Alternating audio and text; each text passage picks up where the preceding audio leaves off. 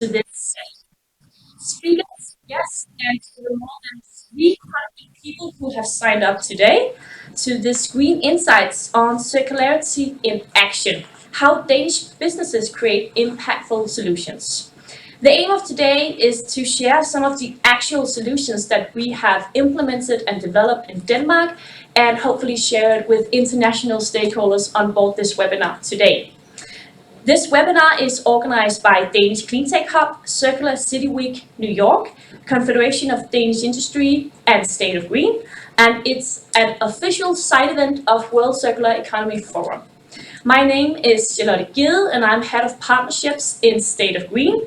We are a public-private, non-for-profit partnership, and over the last 12 years, we have worked actively to share Danish green solutions and foster relations to international partners. Today's Green Insights is about the solutions within circular economy. There is an ever-growing pressure on natural resources like energy, water, and materials for productions, with more and more people living on the globe. Just this morning, I looked up the newest number, and we are around 7.9 billion people on Earth today. And just to meet the resource demands that we have today, we actually need to be 1.7 times bigger to meet these demands. And at the same time in Denmark, we are facing our own challenges. We are one of the countries in Europe producing most waste per capita. So we also need to reduce our own footprint in every possible way. We have, since the 1980s, been able to reduce our water consumption with around 40%. And in terms of waste, we today recycle more than 70% of the total waste produced. But we still have a long way to go. And one of the crucial elements is the circular economy. So therefore, today we will also begin by launching our new white paper. So please have a look at it. There will also be a link in the chat. This white paper is brought to you by State of Green together with the Danish Ministry of Environment, Danish Business Council, the Confederation of Danish Industry, and the Danish Agriculture and Food Council. The white paper, The Business of a Circular Future, where we will encourage you to go and read ahead.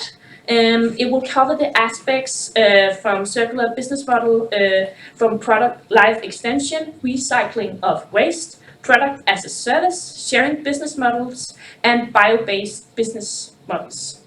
And you will find cases and examples of concrete solutions we have implemented both in Denmark and abroad.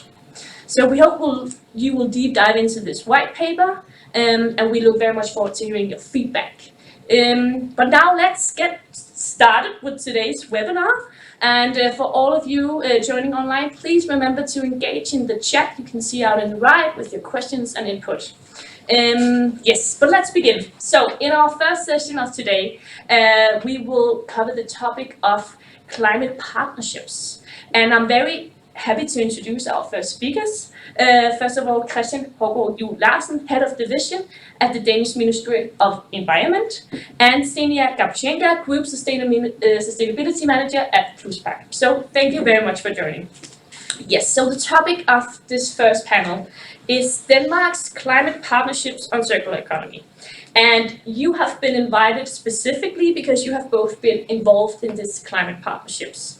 And the background is that back in 2019, the Danish government, together with the Danish private sector, established 13 so-called climate partnerships with the aim to provide concrete recommendations on how this sector can help contribute reducing greenhouse gas emissions by 70% in 2030. So one of the partnerships, namely waste, water, and circular economy, is the one that we will highlight here. And Christian, being from the Danish Ministry of Environment, could you please introduce to us this climate partnerships and why is it relevant to understand in the international context as well? Yes, and thank you very much, Charlotte, and good morning to everyone. So my name is Christian, as you said, and for the past 3.5 years, I've been heading the Circular Economy Division at the Ministry of Environment in Denmark. And as you rightly said, back in November 2019, these 13 partnerships were established. And already in the early cold spring of 2021, this partnership of waste, water, and circular economy presented their initial recommendations to the government on circular economy, the transition to a more green economy, and as you rightly said, specifically on the very ambitious Danish Climate Act, 70% CO2 emissions reductions by 2030. So somewhat 93 initiatives or recommendations were handed over to the government, to us, only a few months after the partnership was established. You asked me also why is this relevant in an international context. I guess you can say that specifically for circular economy, I represent somehow the regulatory side of a transition to a circular economy, but we can do. We can't do nothing, but we can do 20, 30% of what is needed. But we need to involve the private sector in order to move around the entire 360 degrees of the transition. Yeah, so this public-private notion is really what's important and would be relevant in an international context as well. Thank you very much. So Tina, as Christian also just explained, this climate partnership is together with the private sector, and your director, Camilla Haugstrup Hermansen, she shared the one on circular economy. So can you elaborate a bit, why did Pluspack, as the company you represent, why did you engage in this?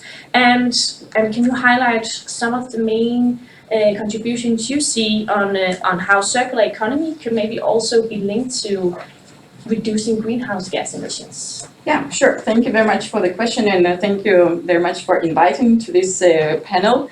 As you have presented myself, I am the Group Sustainability Manager at the company Pluspack. And before maybe I answer your question regarding why we engaged in this climate partnership, I would like just to introduce our own goal at Pluspack, and it is quite ambitious. We want to deliver 100% recyclable products with net zero carbon emissions. We manufacture packaging for food, both in plastics and aluminium. And in order for us to achieve these ambitious goals, we believe that we need to engage, we need to inspire all together to join these partnerships. Again, climate partnership is just one of the partnerships, so we have decided to be actively engaged. As you say, Camilla is actively engaged in this. For Pluspack, it is important to support the sustainability goal number 12. For those who are aware of those, it's the goal focusing on responsible consumption and production.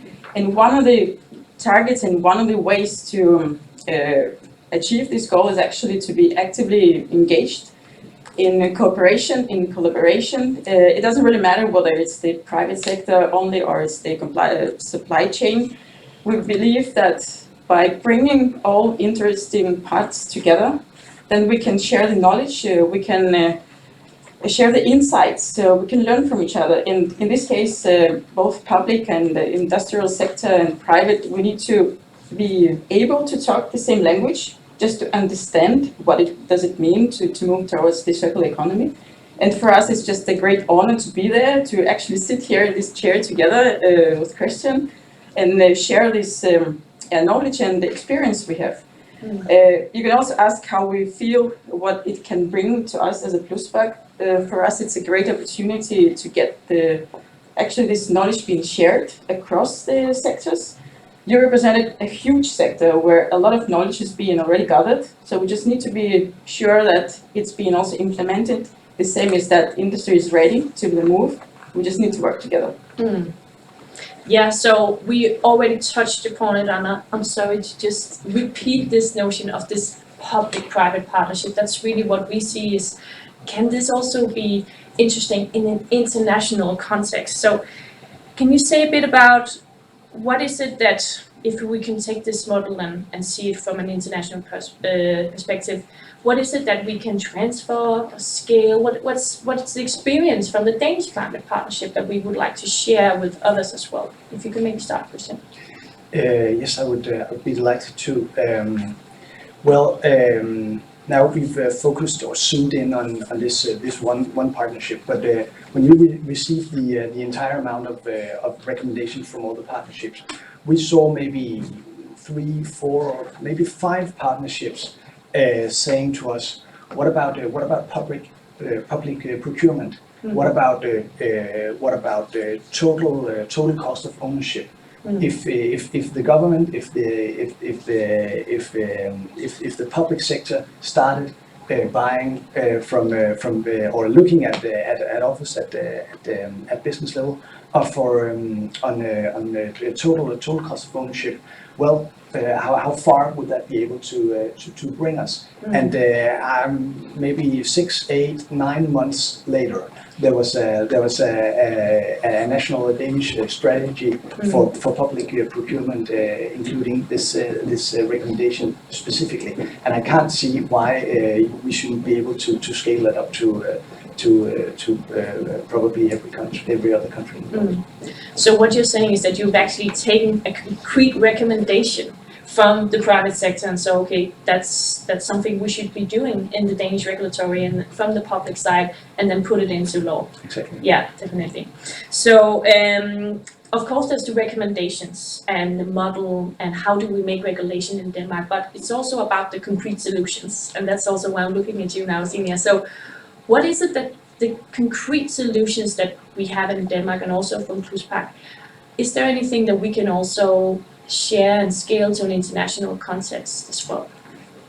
I do believe, yes, of course you can. Everything that can bring us together and forward the transition to the circular economy should be scaled up. We are facing the global challenge of climate change, and we can't deal with that alone. We need to scale it up. For us, as a company producing the food packaging and dealing with plastic materials, we know that the use of recycled materials would save the CO2 emissions. But for us to be able to use these materials, we need to make sure that there is a market, there's an effective market of the recycled materials. We can't do that only here in Denmark. We need really to collaborate on an international level.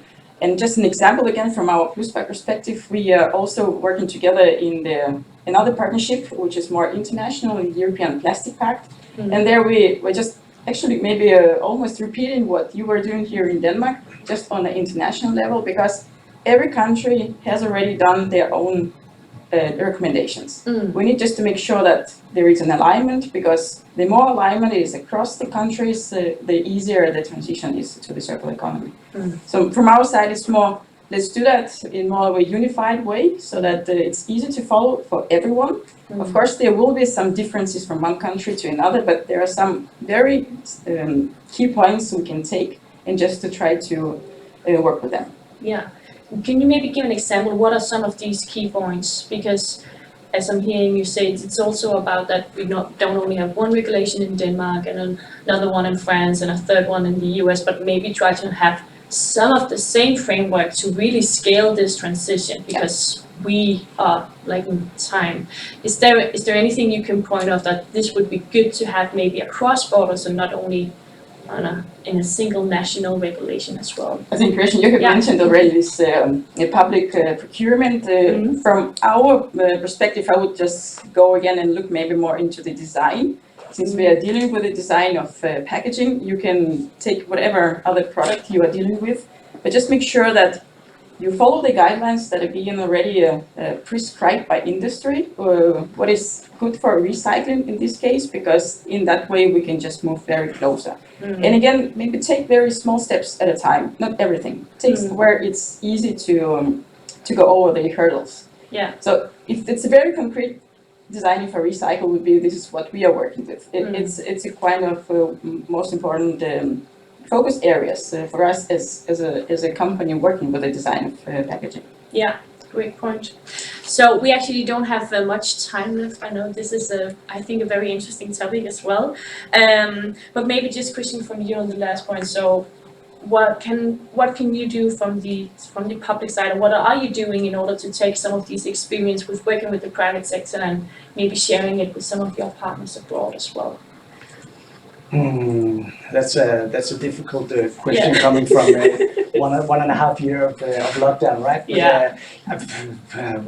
what would I say? I think we need to get abroad with our solutions. I actually think that the 13 climate partnerships, or most of them at least, have made quite significant recommendations and contributions to the Danish leap, or the Danish steps forward. But we need to showcase it. We need to get out there. Yeah, definitely. Okay, so thank you both. It was very short, only 10 minutes, but thank you for the great points and for joining this fireside chat. So before we move on to the next program element, we will just have a short scene change in this very professional studio and also shift a moderator. So please stay tuned to learn more about how we can achieve circularity in cities as well, which will be moderated by a true circular economy fan, Tone Søndergaard, director of the New York, and also director of Circular City Week New York. So we will be back in 30 seconds.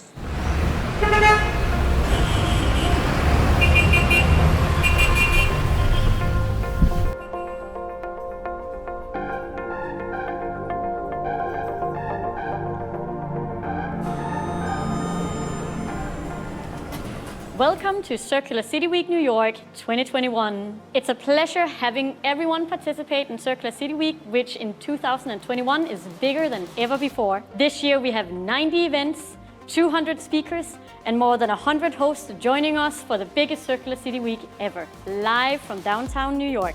Thanks so much, Tone. It really is fantastic to be a part of this opening session and to be a part of Circular City Week New York City. As Tone indicated, my name is Ashima. I am leading our North America programs here in New York. It is a pleasure to have you with us today, and as Charlotte so rightly said, the next panel we will be discussing how to achieve circular economy in cities.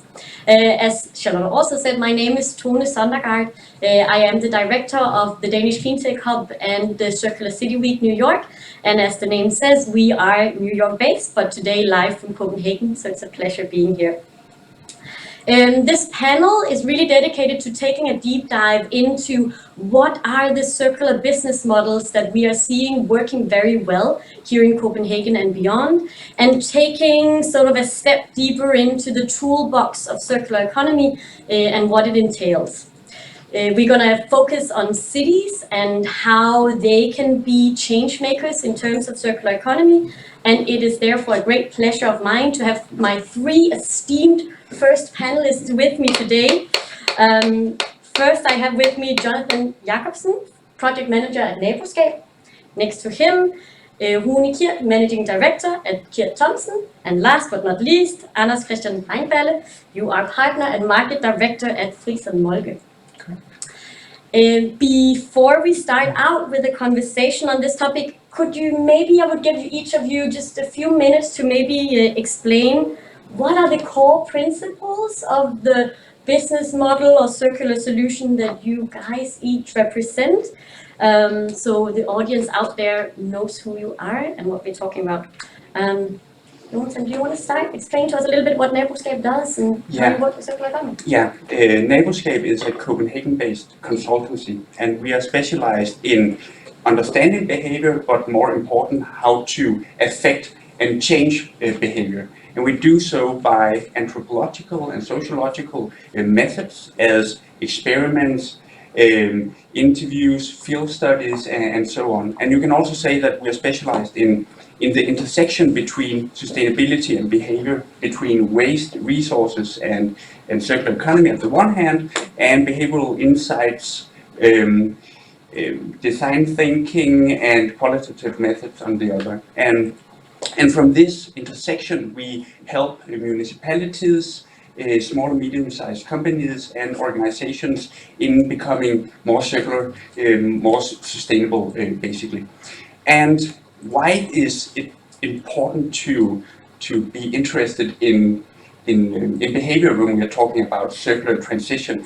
It is so, of course, because of political and democratic legitimacy, but also because we believe that the solutions and the strategies that we are making are just getting better if we make them, design them in dialogue with the users, the consumers, and the citizens in our urban areas. Amazing. Yeah. Mm. Thanks for that introduction. We'll get much deeper into that, some interesting points already. But Rune, do you want to take us through a little bit what it is you do at Keaton Thompson? Sure, Tony, and thank you for being here and the invite, and good morning to everybody. So what we do at Kit Thompson is we're a design and innovation consultancy. So we're basically specialized in the early stages of innovation, which is focused on a lot of like the futuristic innovation, also maybe the innovation that is 2, 3, 5, 10, 20 years ahead. It depends, and we basically work with visualization as a visual communication as a mean to generate a shared language in these processes where there's often like a lot of different stakeholders, both internally in organizations and externally. And that's also how we see like the circular economy is it's equal collaboration. And that's when you see these big innovation process, you could say, if you look like long term, then it's often quite complex. So, and especially when it comes to the green sector, it's also technical complex, and that's where we try to bring in a language, visual language, that is understandable from both the engineer and the technical people, as well as like the management and investors and other stakeholders in the process. And that's basically how we see that we can help accelerate the green transition and bringing new solutions to the market faster and with higher quality, you could say. Amazing. Awesome. Hannes, do you want to go ahead and talk to us a little bit? No, this is way too good. Let's just stop there. No, but this is quite interesting. Well, of course, I'd like to introduce myself and our company. I'm at Friis & Moltke. It's an architectural firm that's been since 1954, so we've been around for quite some time. And we're a traditional A&D company, so we both have architects and designers. Therefore, we are focused on both the architectural part, but also producing products like the seats we're sitting in right now. But in terms of circular economy, we've, over the last couple of years, been focusing on how to make a transition towards a more circular design and a design process. And of course, that's fueled by all the facts that we're getting right now, like 40% of all the resources in the EU actually goes into buildings. 30% of all the waste are generated through buildings. 40% of all the energy that is spent in the EU is used in buildings. So there's a huge potential for a transition and a different way of designing and a different way of working. However, when we're designing buildings, it's a very complex topic and it's very difficult. I'm sure that the rest of this discussion is going to focus on how to involve people in the decision making, but also just the basic criteria of how to make a building and how to actually make the different parts of the building support a circular economy.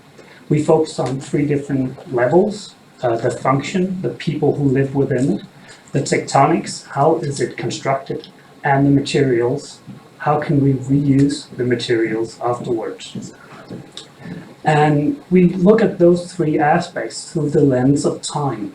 That means that you need to look, when we're talking circular, we're always talking time. And instead of thinking linear, we need to think circular. So we need to think about how can we, each of these 3 aspects, how can they support a transition towards circular economy.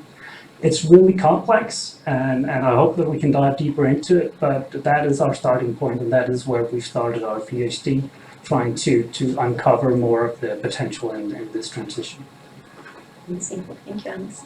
And I really want to encourage all of you out there, send us questions. We can actually see them here in the studio, both me and the speakers. So we'll do the best to get to as many of them as possible.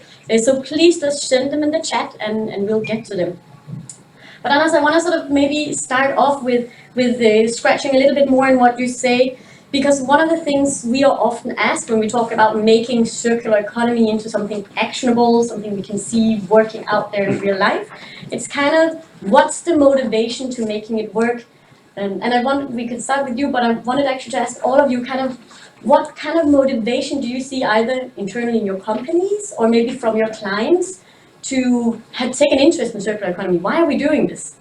I think there are many factors that add into this. I think this topic really has the ability to reach everyone at a personal level. When I speak to my colleagues, they are highly motivated for doing this kind of work. Of course, as a business owner, I'm interested in the financial aspect of it as well. And but I'm happy to see that the legislators are looking into this.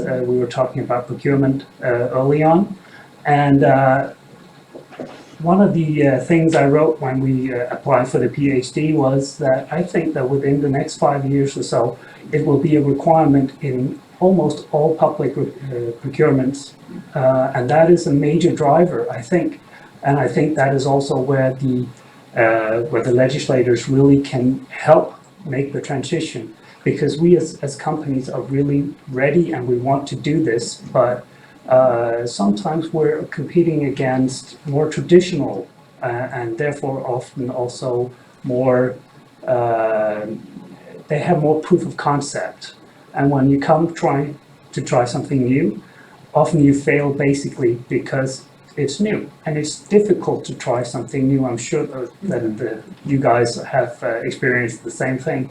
If you try to provoke a new thought, a new way of working, it's difficult. But I think this topic is one of the topics that really affect all of my colleagues, and that they really want to see working, because they can.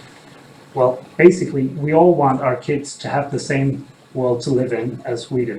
So that, I think, is the primary motivation. I don't know, do you want to pick up on this thing Yeah. and how to do something new? That's kind of a keyword for you, I think.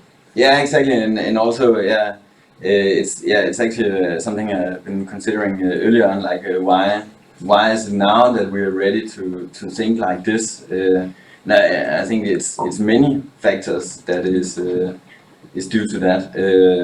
I mean, we have been working as with our company for this business in our own company for 10 years and in the energy field for 13 years. And I mean, there's really something happening right now since the last 2 years, basically, and within the last year or so. And I think it had to do with, of course, the climate is actually changing. So you start to see some of these things, but also there's also like an economy factor that is going into place, because like wind and solar is actually starting to become cheaper than like conventional energy sources as coal and so on. And then I think there's also like a youth aspect that there's like a push from bottom up, you would say, to actually do just something else, live in a different way, having a different mindset and so on. So, and then of course like the political level that have been maturing since the 90s or earlier on, it's also starting to really get there and actually being willing to take some of the visionary strategies or goals into action, I think, and people are collaborating around the world. And as well, I agree with you that people at many different levels start to see themselves and also want to contribute to like this movement. I think from my own perspective in putting in like new competences, and you could say the energy field or like the innovation field, and actually putting like our own competences of this visualization and design thinking and so on. I think it's starting to get there, and the openness is also getting there, but it's not all there yet. It's not like something that everybody is just using immediately. We still like have to convince people in a way to use these methods.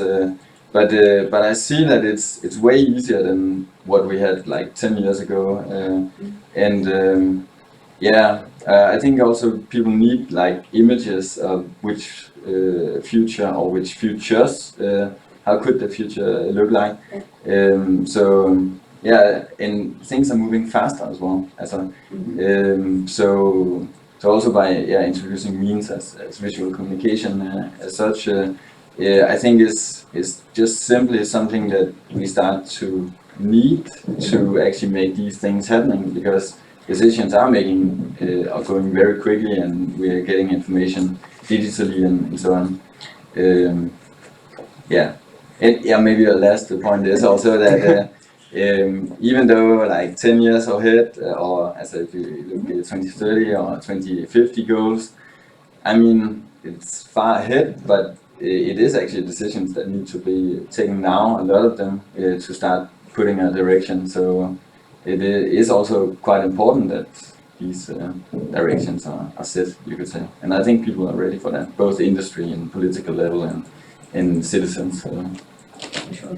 And just to sort of completely understand, essentially, I think what Anders was also saying is that there's a challenge to doing things in a new way, and circular economy is essentially a new toolbox. It's a new mentality, it's a new methodology that we're trying to apply. And is it kind of correctly understood that some choose to then visualize what it is that they're trying to achieve, to visualize their projects as a way to kind of overcome some of that barrier that Anders kind of mentioned, which is new is always difficult?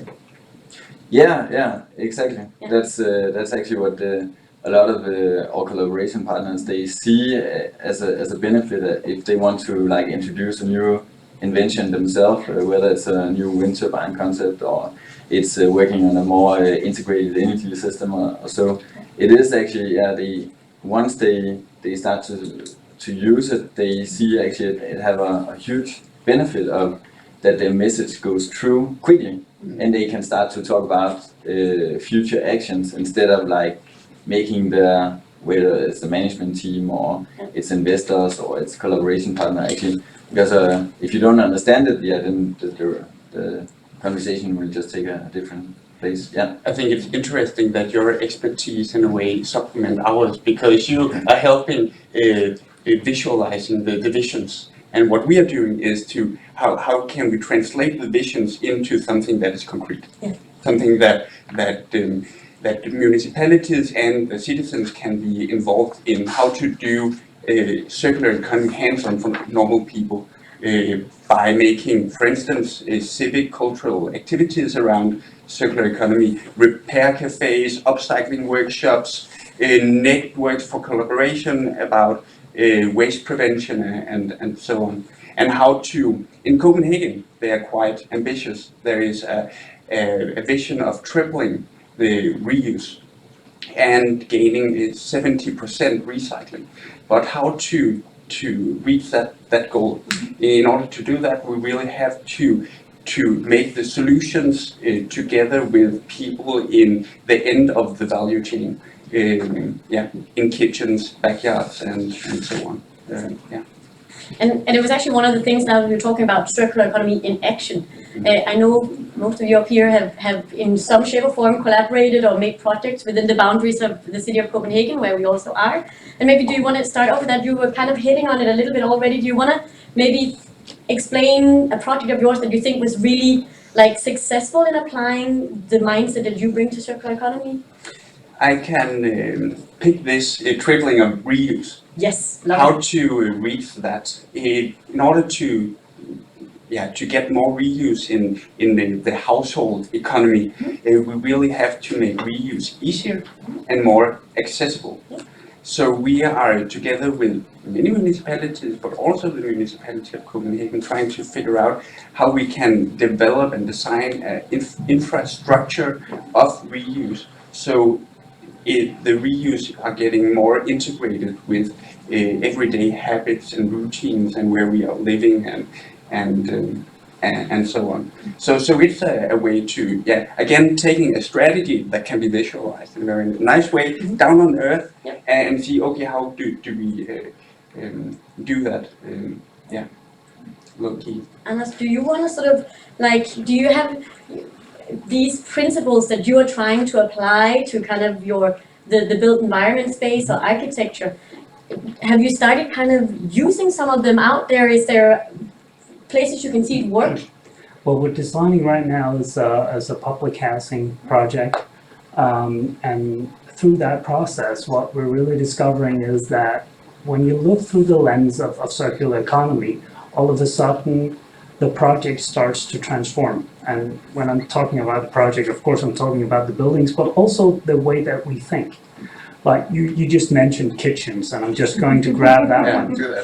But an interesting point from this project was actually at one point we started talking about, well, kitchens. Of course, people need kitchens, but how much do we need? And what do we need in the future? Again, talking about time. Tomorrow or the next owner, is that going to change? How much kitchen do I need? Do I just need like 3 cupboards and I'm done? Or do I need the big one? And actually what's interesting is that there's emerging new technologies or new companies that actually rent out kitchens. So you can get one kitchen at the beginning and, well, say, I'm done with this apartment, so I'll return my kitchen and it'll be used someplace else. And that is really interesting to our client because that changes the entire economy around the project. Also, like the interior walls, can you actually rent them? Or how does this way of thinking economy completely change the way that we live?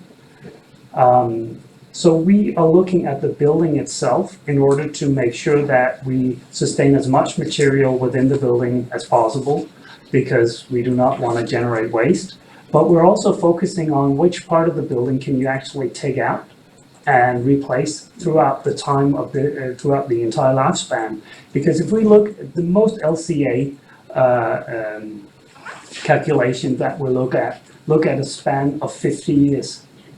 But buildings last much longer. We can easily have a 200-year lifespan. So that is why I'm also always talking about time, is that we don't know the function today of the house that's going to stand there for 100 or 200 years. So how do we envision a way and a structure that can actually support that building doesn't get torn down, but actually gets to live for 200 years?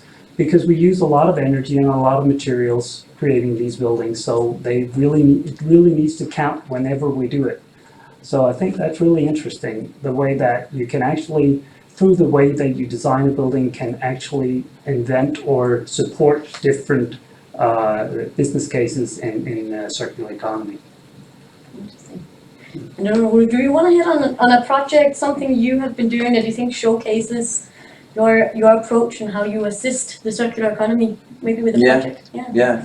I think there's 2 that might be interesting. There's one that is actually based in Copenhagen, and then there's like another like new energy concept coming up. And I think the one here based in Copenhagen is actually where the municipality of Copenhagen is involved. But there's also a lot of other companies. So there's also like the energy utilities and building owners, as well as EV chargers, electrical car chargers, and so on. And they try to make a lot of solutions of like the energy system of the future work together. But what they saw in this project, because it's like a demonstration project or a living lab project, so they're testing it out in real life. And the whole idea of the project was actually to see how is the interaction working between these things. How can you store energy, for instance, like heating up water when you don't have to use the electricity, and can some of like the solar panels play into that, and like the EV chargers, as well as heat pumps and all that kind of different stuff, as well as data coming into the system. But what they also saw is that each thing individually still, so you still the energy utilities and the individual companies and so on, they still like have the individual innovation loops, right? And also the way that they communicate to the public about like the solutions is also individually. And that was actually where we helped them like create a shared language, you could say, where you both could start to talk internally about which new use cases could happen across technologies, as well as you could start communicating to delegations or others that want to get inspired by doing this new way of the future. And I think that's one example, like from just here. And I think the other example that I wanted to put forward is a new energy storage solution that we're involved with as well, where you heat up basically salt to high temperatures and you store electricity in those ones. And those companies that we were involved with here, they think of the solution very technically, right? But we help them think a little bit more holistically. So again, which use cases can be used, but also like all from which sizes and what's the context and so on. So actually trying to put a lot of that into a sort of a system thinking, I think is the other approach, combination, for instance, also with visual thinking. And really interesting. I think you hit on some of the key tools also in the circular economy toolbox, right? The system thinking, the shared language, and so on. So that's amazing. Time flies. So I think from my side, maybe one of my last questions. But where do you guys see your specific circular economy business models moving forward? Maybe also a few words about what you think your respective industries are moving. I don't know. So we wanna take a stab at what's the next for Neighbourscape? Yeah. Where are you going? To put it simple, Yeah. we will try to expand our scope of competencies, There we as go. well as, of course, we are getting better at what we are already doing. And also, we would like to participate in more partnerships because it really makes sense to collaborate across industry borders and professional borders, and of course, as we were talking about today, the public and private sphere and so on, and about where the economy is moving towards. I would say that I expect that the focus will change from the bottom in the waste hierarchy to the top. So we will go from just recycling to reuse, and better from reuse to waste prevention. And it's a transition that is going slow, but it will accelerate. I'm quite sure. Yeah. So we're gonna see you do a lot of work in waste prevention going forward. Yeah, That's what I you're telling hope so. me. I hope so. That's amazing. That's amazing. And do you want to take a stab at what's next for Fritz and Wolfgang? And Well, actually, I'd like to add to that one Yeah. because I'm completely on you. I think you're spot on, because what we see in buildings right now is that through the last 50 years or so, we've been gluing everything together. We're making composite materials that are completely impossible to reuse. And I think we're going to make a transition towards more natural materials. I use that delicately because it's an explosive topic. But anyway, I really think that we need to move towards that topic of eliminating waste. Just basically, one simple fact is if you reuse concrete, if you break it down and you reuse it, you save like 0.3% of the energy. If you take it and you reuse it as a slab or whatever, you save like 90%. And that's where we need to go, because we cannot keep on just tearing down buildings and crushing them into roads. We need to make buildings more intelligent in the future. So that's basically my idea. Yeah. where are you going? Where are we going exactly? Yeah, I think as a first of all, we see that this high complexity, as a technology complexity, is not only present in like the energy field and building environment, but it's also present in other technologies such as space, which is also evolving in robotics and so on. So I think we'll start to be moving into some of those spaces because also they are interacting with the other ones. Funny enough, robotics and digitalization is merging into all like the energy field and the cities and so on, and it is actually happening, like helping this acceleration, right? But they're still like complex to explain. And then I think another, or it's something that we really focus on, is how to be much better in general, as not us, but in general, to use science fiction also as a medium that you can get directly inspired from and actually use in your everyday innovations. There's already like a tons of examples, but actually be much better at dragging those things into your daily life, because we some sort of like separate those two worlds, but science fiction is only fiction until it becomes science. So it's about imagining things, and that's where the science fiction field is brilliant. They have like really good tools, especially from the film industry, right? Where you get things really, you can feel it one-to-one in a way. Everybody understands it immediately in a 2 hours film, for instance. And I think that's also where we will try to see if there's some collaborations, for instance, more that we can start to use in that area. I think we have time for one question. I'm just looking up here, and I think maybe one question that kind of hits a little bit on where you also ended, Rune, and we'll just take a quick through sort of data as an enabler for the circular economy.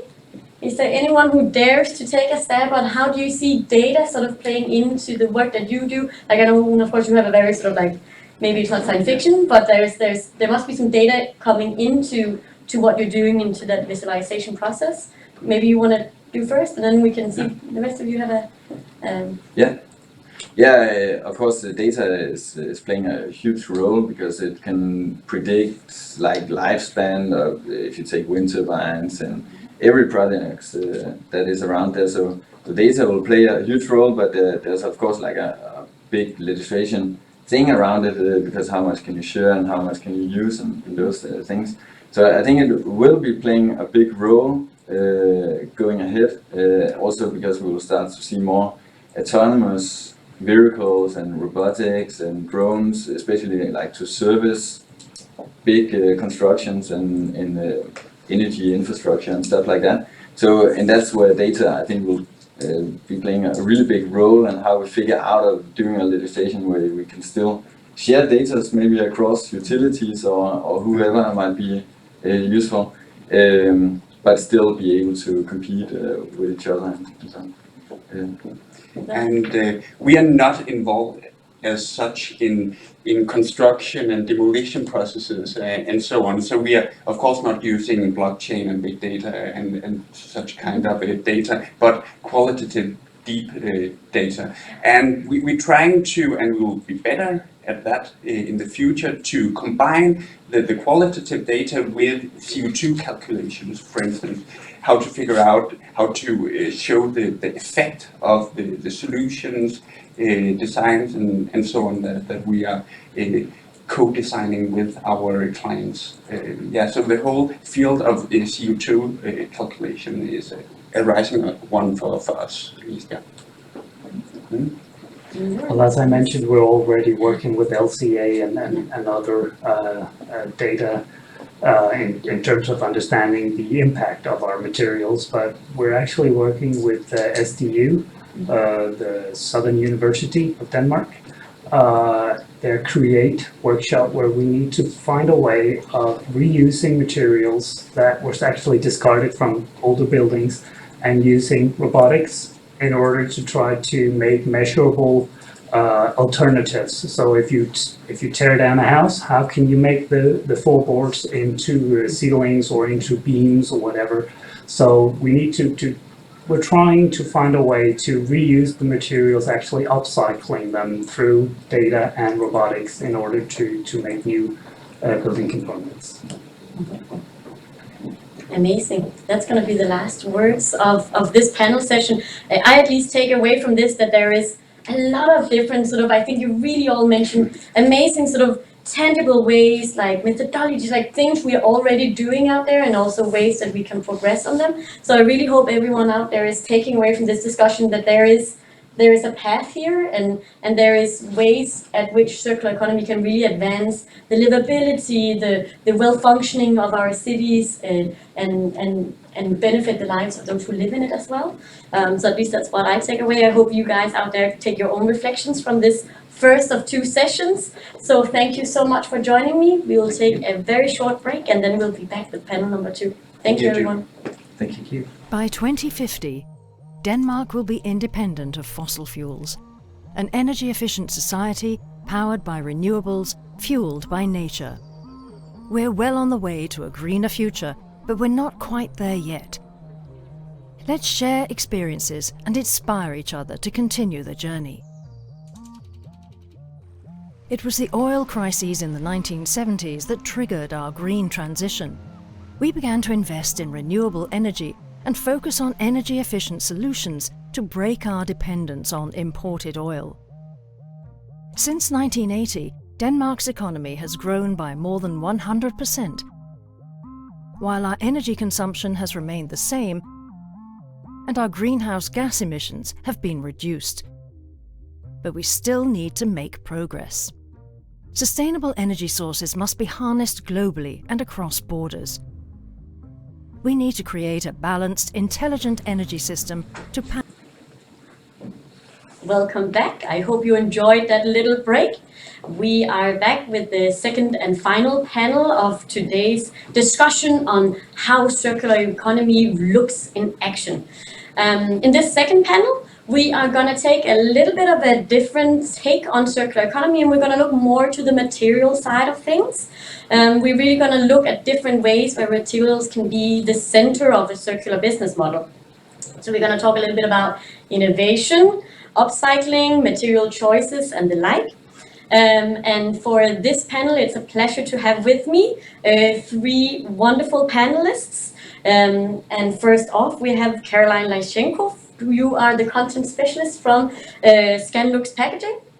Next to you, we have Lucia Panagua. You are the CEO of Drewed Up Tiles. And last but not least, Aviaya Riemann Andersen. You are the CEO and co-founder of Circular Food Technology. And just like the previous panel, we would love to see your questions, so keep them coming in the chat box, and I'll see if we can get to some of them as well. So please do that. Before we start out, would each of you lovely ladies maybe start by just taking 2 minutes explaining to all of us some of the core circular principle models that you are each working with within your respective businesses, and what it is that you do. You want to go first? Yes. Well, at the Scanlux Packaging, we design branded packaging, and we design for all over the world. It's for web shops and stores. We design e-commerce packaging and bags and wrapping paper and stuff like that. And of course, we always try to unfold our customers, their story, their core values in their branded packaging. But we also try and push them in the direction of thinking more circularity into their solutions, into their packaging range. So we see ourselves as a creative partner, but also as a strategic partner. And we are FSC certified. We hold an ISO 14001 certificate, which is more environmental management of the company. So in that respect, we should try to be a part of this thought of thinking circular and being responsible towards the environment. And we feel it's really important for us as a company to have that approach. We're a part of it. Concerns us all, and climate changes are real. So we're also trying to affect our customers to make these better choices. And today, we know that a lot of people they diselect companies if they don't have an environmental friendly approach, or if they haven't taken that into consideration in their products or in their business. So it's also good business for our customers to try and come through in that respect, and also think about their packaging, how that is produced, and we help them do that. Thank you. Lucia, do you want to take it next? What is it you do and what's core of your circular business model? Yes, thank you very much. My business is Dural Tiles. I am an architect and I found this company for not so long time ago. And this startup, its mission is to recover tiles that was waste from construction sites and make new products out of it. And that what we make is that we make unique high-end tile solutions for our clients. So that's the company, and we think it is a big important thing to take these materials that could otherwise end in the landfill, crash it, and recover them, and actually be able to reduce the environment impact in about 80-90%. So that we think it's an important thing to do. I am architect in my background, and I'm also a circular economy consultant. And then I couldn't take my eyes out of these big mountains of waste in the landfill with a lot of very beautiful tiles on it, but also some other not very nice materials together, everything mixed. And I thought, I can do something about it. And then I decided to make this company. Yeah. Of course, we have to get through actually a collaboration with the construction companies to recopulate these materials and to select them with focus in durability and quality and also expression. And we work with architects and with building owners to help them to achieve sustainable tile solutions that are designed specially for their projects. So that's what we do. Yes, and we make it, in natural stones and ceramic tiles through a digital cutting process mixed with a very dedicated craftsmanship process. So it's like a mix. Yeah. Thanks for that introduction. Maybe you want to tell us a little bit about what you do in the industry you're representing here today. Yes, I would be happy to, Tony, and thank you for having me here. I represent, I would say, the circularity in action. Actually, I come from the food industry, and what we do in the company that I co-founded is that we upcycle spent grains from the brewing industry. The brewing industry is a truly global industry, and every year more than 200 billion liters of beer is being brewed from grains. But the brewer only uses the sugar and the starch in the grain, and the rest is discarded. It can be as feed for livestock or simply going to the landfill. And it's a huge drama in a world where we are looking into having scarce resources within food in a very, very near future.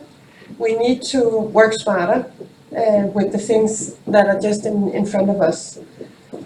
So our sort of mission is to generate more human fit food out of already harvested resources.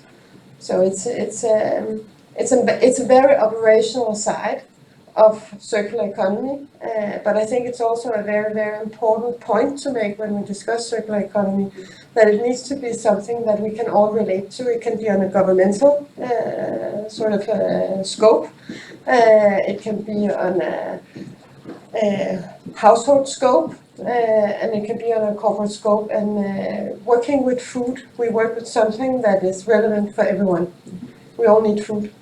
And it's very relatable, I think, and it's a good way to clarify that the circular economy is a necessity for the future of the planet. Amazing. Yeah. Wonderful way to set us off, because I think the first question that I had in mind was to ask all of you sort of what's your motivation essentially for making circular economy, part of your business models. But I actually think most of you kind of already hit a little bit on that, but then maybe do you want to talk a little bit about what the motivation for your clients or your partners are to partner with you and choose a more circular way of doing things? Do you want to start? Sure. Well, How do you do it? I think first of all, I think we all on a personal level are very concerned about the climate. And so I think most people are quite engaged in this. In our field, as I said before, we're sort of trying to push our customers to make better choices. And we have developed this tool for calculating the CO2 emissions for different packaging solutions, for instance. So for our clients or for our customers, it's more transparent to them to see how much emissions there are for their different kind of solutions. And I think that is a driver for them also to think more about the climate, and it's easier for them to make good decisions, which we want to be a part of, because there is a lot of packaging everywhere, but we also need packaging. So how do we do it in the best sense? So I love that. Like transparency, that's a great motivator for it going makes it more easier. circular. It makes it easier for all of us really to make sound decisions. That's awesome. Yeah. And what about you, Lucia? Why do clients choose to go with an upcycled or recycled tile coming from you instead of a brand new solution? And like, what's the motivation you see? As I said before, my company, it's a new company. We are just starting, and we are actually seeing a very big interest in our product because I think we are approaching more to the professional sector, but also to the house owners projects. And I think when we speak about the professional sector, I think there is a need out there for all the construction sector to get these possibilities in order to work together to make solutions for our construction waste that is huge, not only in Denmark but all over the world, and then there is a big need out there to this kind of solutions. When we talk about private householder, that is some other. It's another stage. It's maybe more difficult to get a budget to invest. But I think it's awakening at small steps at a time. And I think like a tool like you name, it's very important. It's very important to show transparency with the environment. Contribution the product makes, and we work also that way, so our clients can see what they are contributing with to the world agenda. You have like, what's the motivation? Maybe both for the people you think in the end buys your product, but maybe also for the breweries you collaborate with. What do they get from going circular together with you? I think there's several layers of motivation. I think the first layer of motivation is a personal need to feel that you do something to change the way things are, that you make a difference, and that's the motivation for me as well as for my supplier, as for my customers, and for the consumer in the end. We want to show the world around us that we have taken a stand, and that we are acting out this idea we have, walking the talk. Then I think for the breweries, most brewers are really conscious people, and they know the quality of this co-product or side stream that they are discarding, because they are using the best grains to make the best beer, of course, but they're only using the sugar and the starch.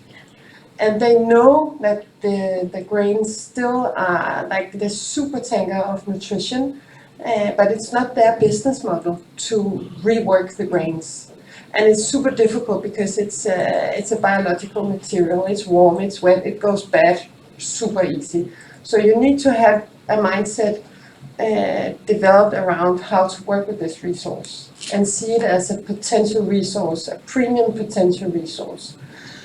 So we have only met huge enthusiasm from the brewers and the breweries. For them, it's something that they can use both internally towards their employees, that they take care of the planet, but also towards consumers. I think for the consumer, we offer them a quite easy choice to do something, because we are not making weird stuff. I mean, we're making crisps, we're making crackers, flours, granola, all these things that we all have in our kitchen. So when you go to the shop and you can choose to have something that is normal and something that is upcycled, it's super easy to take the upcycled product. So this is the offer that we give the consumer. It's like a fast track to the future of food, you can say. And I think for me and my co-founder, when we realized the potential of brewer spent grains, I mean, these are pre-COVID numbers, of course, and everything has changed over the last year and a half, we all know that. But if we could upcycle all the spent grains that are being produced every year, 14 million tons of grains across the world, we could cover approximately 10% of the calorie deficit that is forecasted for just a few years from now. So it's a huge resources, and when you know something like this, you need to act. We cannot just wait and see if someone else will fix it for you. For sure. And I think it's interesting that you say that for consumers out there looking at your products in a supermarket, choosing between the two, you actually didn't find that you had to educate your consumers very much on it, because that's an issue I wanted to sort of talk to you about. How did you go about educating, or But it's an ongoing process. Education never stops, and if you have children, you know you will have to repeat things again and again and again. But I think we need to sometimes bring the discussion to a different level, because we can talk a lot about transition to a different type of economy, and a lot about AI tools, and a lot of super interesting fancy modeling that we can do. But at the end of the day, it's about you and me. The choices we do, how we choose to live our lives, and how we care for the next generation. And it's really not that complicated. We have some grains, they're full of nutrition. Should we throw them out? No. Give them to a cow, it's better than throwing them out. But how about changing them into a nutritious biscuit or flour or whatever, and feeding it either to hungry children in Africa, or making it into a good, healthy alternative for the low nutrition food that we tend to eat in our part of the world. And Josia, do you have the same sort of, did you need to educate some of your partners on this concept of upcycling this material that maybe they were prone to just put in a landfill before, or did that come fairly straight as? No, it's a lot of it's still an issue, and it's going to be an issue for many years, I think. It's not something the construction companies have the time to do if you don't push them, and also about which kind of tiles I need to my selection, and to talk. I working as an architect and a circular economy consultant in buildings. I know a lot of people, and that's why I can do this. But it's very challenging. I'm kind of in some ways happy to hear that there are still some challenges out there we have to overcome. But Ronny, you mentioned it, but do you want to hit on that as well? How did your clients, who maybe traditionally, I know many of your clients are high-end fashion brands and the lifestyle brands, like, were they used to thinking about how that packaging was inflicting? Do you think it was consumer concerns that are pushing it? Like, how? Also consumers, I think for many years it has been that packaging has just been something which needs to be there and look good, and then you discuss the price. And so what we're trying to do now is to say, well, we understand that price, of course, is an option, or not an option, but it's a focus point for them. But that we also all have this responsibility to think in a more circular way. And it's really also taking these issues into your branded packaging is also really a key for them to have a stronger brand. Because so many consumers today, they're so aware of what the companies out there are doing, the clothing companies, retail. And they will choose them. They will get more loyal customers if they kind of show their core values and show them through, and that can be through packaging and also their clothes, but also through their packaging, that they're actually doing something. And I think they're slowly learning that, and we're also helping them in the process, and also very early in the design process, talking about, well, what happens to your packaging when it leaves shop? It's not done really there, is it? So you have to think further than that. You have to think about, do you want your product to be recycled or upcycled or reused maybe even? And you take those things into consideration in the entire design process as well. So I think we're also just trying to awaken them to think in those ways. And they are positive, they're just not used to it, I think.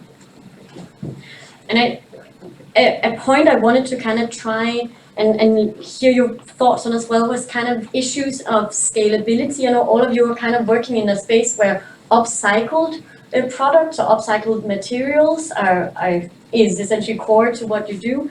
Is there any issues for you in terms of packaging, getting the upcycled materials, whether that's that your customers want, or is it just it's difficult right now. We've tried to look into some different things, but for us very much it is the recycle or reusing it, because it does. Some of our customers, they have very large amounts of packaging. If it's a big company, they have very large amounts of packaging, and the infrastructure isn't quite there yet, I believe.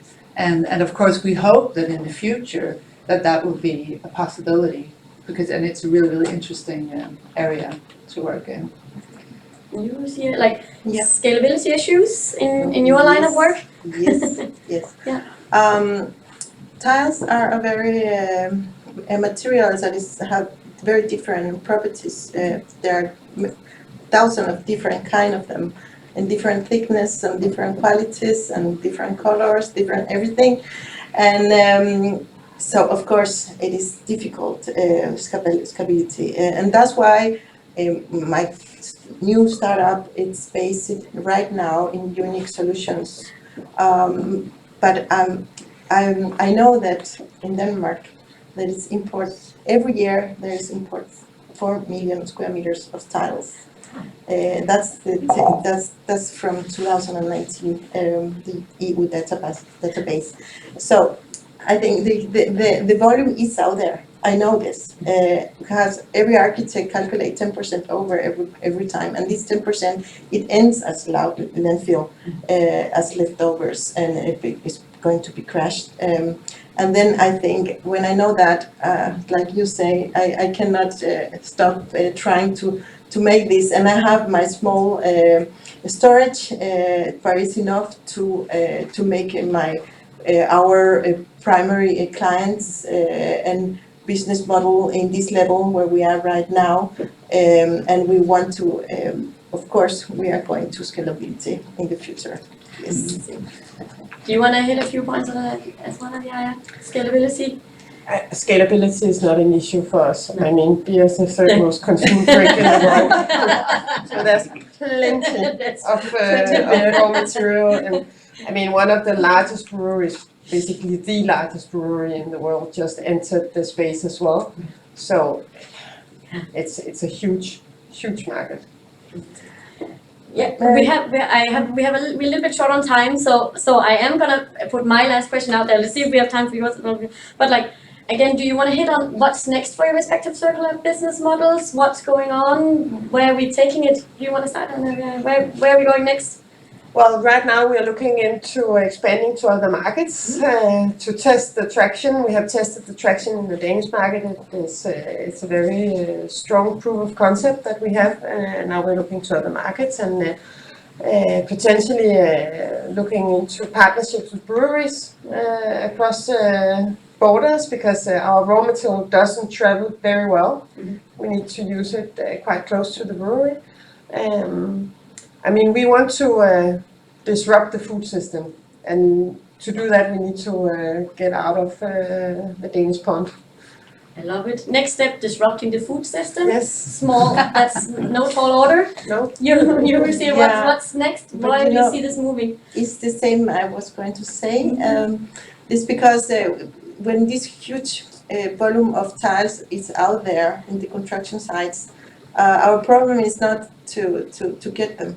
Our problem is to get the logistic and the logistic chain to can manage them and to collect them and select them and manage them to the production. So that means it's a growing problem that I'm sure we are going to achieve.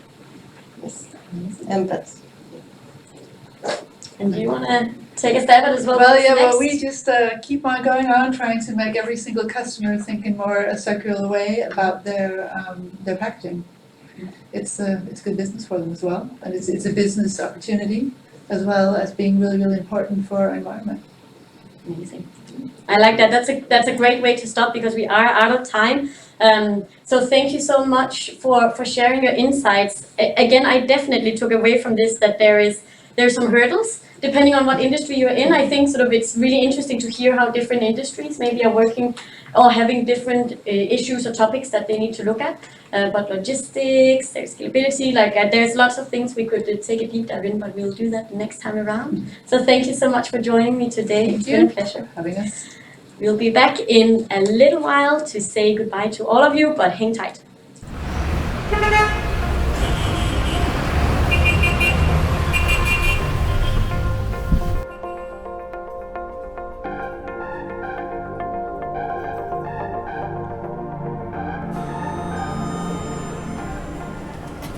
Welcome to Circular City Week New York 2021. It's a pleasure having everyone participate in Circular City Week, which in 2021 is bigger than ever before. This year we have 90 events, 200 speakers, and more than 100 hosts joining us for the biggest Circular City Week ever, live from downtown New York. Thanks so much, Tone. It really is fantastic to be a part of this opening session and to be a part of Circular City Week New York City. As Tone indicated, my name is Ashima. I am leading our North America programs here in New York. The New York Circular City Initiative kind of ties into a lot of these things. What we were looking for is something to address that, but it's very clear that you can't. No one organization in the world, not even the United Nations. Welcome back after that little break. This has been an amazing morning, afternoon, depending on where you're listening in from. I at least had a very interesting days and lots of things that we can continue talking about. For that reason, I'm really happy to mention that Circular City Week New York will take place again for the 4th time in 2022 from the 21st to the 27th of March. So I really do hope that all of you will be joining us, if not before, then at least in 6 months' time. It's an amazing festival, I just have to say, filled with more than 90 events and more than 8,000 people. So I hope to see you there, and I hope to see many of our speakers as well joining us to further these discussions. And thank you so much, Charlotte. Thank you to State of Greens for hosting us today. Yes, and thank you, Tone, and a great thank you to you for moderating today's session. For all of those out there and in the room, you can't see, but behind the stage there's a lot of things going on, and it's been a great help from the Danish Clean Tech Hub and Tone to make this possible. So this was actually the last element of today, Screen Insight on Circular Economy. I hope you all learned something and also are ready to continue the discussions at just in general, but especially especially at the Circular City Week, where we are also very keen to be hopefully joining physically. Yes, and this is just one event in the event series we have in State of Green within Green Insights. We already have our next event on Tuesday, also focused on North America and together with the Danish Clean Tech Hub, called From Climate Policy to Climate Action. So you can just follow the link in the chat to sign up. But then last but not least, a big thank you to all of the speakers here today, and an equally warm thank you to all of those who joined us online. And we hope you enjoyed the session and felt inspired of what you learned today. So thank you very much.